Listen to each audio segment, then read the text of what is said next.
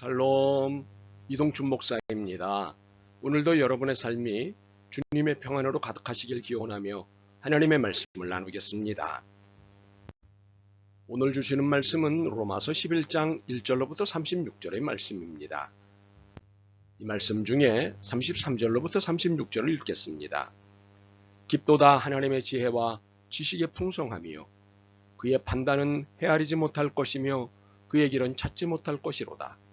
누가 주의 마음을 알았느냐? 누가 그의 모사가 되었느냐? 누가 주께 먼저 드려서 갚으심을 받겠느냐? 이는 만물이 주에게서 나오고 주로 말미암고 주에게로 돌아감이라. 그에게 영광이 세세히 있을지어다. 아멘. 로마서 11장 1절로부터 36절 말씀을 본문으로 은혜가 아닌 삶이 있을까? 라는 제목으로 말씀을 나누도록 하겠습니다. 우리가 늘 가까이 하여 읽고 묵상하는 하나님의 말씀인 성경을 다른 말로 계시라 합니다. 감추었던 것이 드러난 것이기 때문입니다. 하나님께서 감추어 두셨던 것을 때가 되었기에 드러내신 것을 계시라고 하고 그것이 우리에게 글자로 주어진 성경입니다. 그런데 이 계시가 여전히 비밀처럼 보이는 경우가 있습니다. 열려 있으나 열려 있음을 보지 못하는 경우가 있습니다. 믿음이 없을 때입니다. 믿음이 없으면 계시된 말씀은 여전히 비밀로 남습니다. 물론 누구나 성경을 볼 수는 있습니다. 그러나 성경에서 하나님의 뜻을 찾아내고 그 뜻에 순종하는 것은 믿음이 있는 사람만이 할 수 있습니다. 믿음이 없는 사람에게 성경은 단지 책입니다. 그래서 아무런 감동이 없습니다. 이 경우 계시가 아닌 비밀이 되는 것입니다. 이들에게는 계시가 무엇인지 아무리 설명해도 이해가 되지 않습니다. 눈과 귀와 마음이 닫혀 있기 때문입니다. 물론 믿음이 있는 사람들에게도 하나님의 비밀은 있습니다. 하나님의 지혜와 지식의 깊이가 깊기 때문입니다. 33절입니다. 깊도다 하나님의 지혜와 지식의 풍성함이요 그의 판단은 헤아리지 못할 것이며 그의 길은 찾지 못할 것이로다. 그러나 아무리 하나님의 지혜와 지식의 깊이가 깊어도 하나님의 구원에 관한 지식은 다 열려져 있고 다 이해할 수 있습니다. 다른 것은 몰라도 이 구원에 관한 지식은 생명과 절대적으로 연결되어 있기 때문에 하나님은 이를 완전히 계시하셨습니다. 25절과 26절입니다. 형제들아 너희가 스스로 지혜 있다 하면서 이 신비를 너희가 모르기를 내가 원하지 아니하노니 이 신비는 이방인의 충만한 수가 들어오기까지 이스라엘의 덜어는 우둔하게 된 것이라.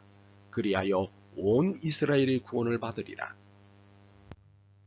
하나님의 지식은 깊어서 다 이해하지 못해도 구원에 관한 지식은 다 이해하도록 해놓으셨습니다. 그러므로 구원의 도리가 이해 안 된다고 말하는 것과 구원의 비밀을 풀었다고 말하는 것은 모두가 거짓말입니다. 이미 구원의 비밀을 풀어 계시해 놓으셨는데 이를 모르겠다느니 풀었다느니 하는 것은 다 하나님의 주권을 능멸하는 것입니다. 혹시 지금은 다 이해할 수 없더라도 언젠가는 이해할 수 있도록 공개해 놓으셨습니다. 8절입니다. 기록된 바 하나님이 오늘까지 그들에게 혼미한 심령과 보지 못할 눈과 듣지 못할 귀를 주셨다 함과 같으니라. 30절입니다. 너희가 전에는 하나님께 순종하지 아니하더니 이스라엘이 순종하지 아니하므로 이제 궁유를 입었는지라. 8절은 이스라엘에 대한 하나님의 다드심이고 30절은 이방인에 대한 하나님의 여르심입니다. 하나님은 이스라엘에 대한 하나님의 은혜를 아끼지 않으셨습니다. 그러나 이스라엘은 하나님의 은혜에 반하는 일을 했습니다. 이것으로 하나님의 은혜가 이방인에게 넘어갔습니다. 사실 이방인은 하나님의 은혜를 기다린 사람들이 아닙니다. 일종의 어부질인 셈이죠. 은혜를 잊게 된 것입니다. 이렇게 해서 하나님은 이스라엘에게는 은혜를 닫으시고 이방인에게는 열어놓으신 것입니다. 그러나 이스라엘에 대해 은혜를 닫아놓으신 것은 일시적이었습니다. 여전히 열어놓으신 상태에서 그들에게 혼미한 심령과 보지 못할 눈과 듣지 못할 귀를 일시적으로 주신 것입니다. 시기심을 통해 이스라엘에게 궁극적 구원을 허락하고 싶으셨기 때문입니다. 11절입니다. 그러므로 내가 말하노니 그들이 넘어지기까지 실족하였느냐? 그럴 수 없느니라. 그들이 넘어짐으로 구원이 이방인에게 이르러 이스라엘로 시기나게 함이니라. 완악한 이스라엘을 살리시기 위한 일종의 극약의 처방이셨던 것입니다. 그래서 일시적으로 혼미하게 하신 것입니다. 이처럼 때에 맞춰 눈을 닫히게도 하시고 열리게도 하시는 것은 하나님의 주권하에 구원의 역사가 진행된다는 것을 보여주시는 것입니다. 그리고 때가 되면 구원의 도리는 반드시 이해되게 되어 있다는 것을 말씀합니다. 그러므로 하나님의 역사는 하나님의 주권하에서 이해되어야 합니다. 이런 하나님의 주권은 늘 생명을 살리시는 것과 연관되어 있습니다. 그렇게 연속해서 기회를 주십니다. 15절을 표준 세번역으로 읽습니다. 하나님이 그들 이스라엘을 버리심이 세상과의 화해를 이루는 것이라면 그들 이스라엘을 받아들이심은 죽은 사람들 가운데서 다시 살아나는 삶을 주심이 아니고 무엇이겠습니까? 32절을 읽습니다.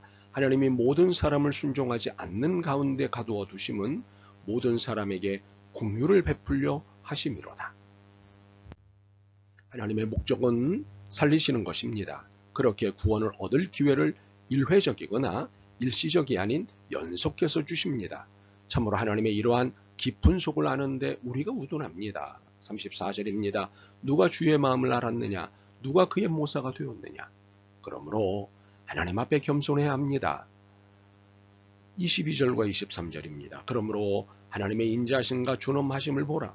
넘어지는 자들에게는 준엄하심이 있으니 너희가 만일 하나님의 인자하심에 머물러 있으면 그 인자가 너희에게 있으리라. 그렇지 않으면 너도 지키는 바 되리라. 그들도 믿지 아니하는데 머무르지 아니하면 접붙임을 받으리니 이는 그들을 접부실 능력이 하나님께 있음이라. 설명을 종합해 보면 구원의 권세는 하나님께 있다는 사실입니다. 그리고 구원은 신기한 비밀이지만 구원 얻는 자에게는 다 계시된 상태라는 사실입니다. 또한 구원의 기회는 누구에게나 다 열려있고 언제든지 늘 열려있다는 사실입니다. 하나님은 구원에 관한 모든 사실을 활짝 공개하셨기에 이 사실을 모른다거나 이해가 안 된다거나 하는 것은 핑계에 불과한 것이 됩니다. 25절입니다. 형제들아 너희가 스스로 지혜 있다 하면서 이 신비를 너희가 모르기를 내가 원하지 아니하노니 이 신비는 이방인의 충만한 수가 들어오기까지 이스라엘의 덜어는 우둔하게 된 것이라.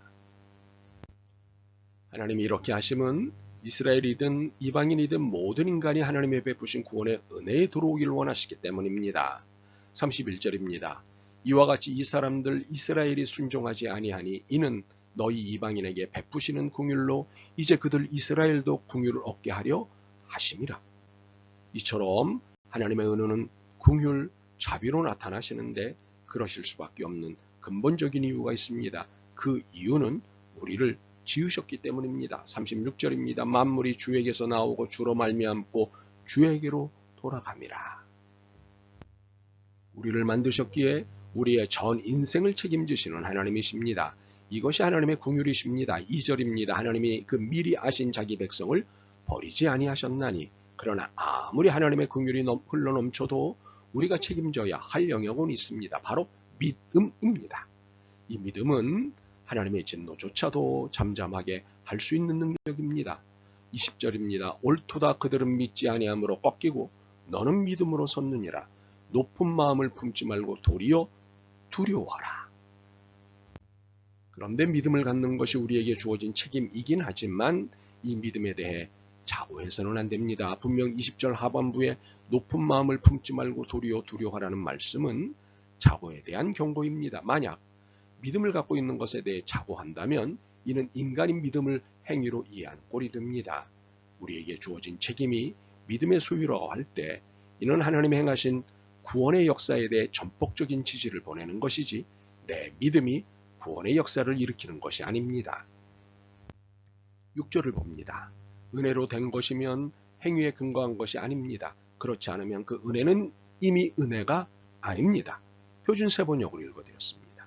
구원은 처음부터 끝까지 하나님의 은혜에 따른 것입니다. 이것은 이미 36절을 통해서도 확인된 바입니다. 만물이 주에게서 나오고 주로 말미암고 주에게로 돌아갑니다. 그렇다면 우리가 믿는 믿음조차도 하나님의 은혜입니다.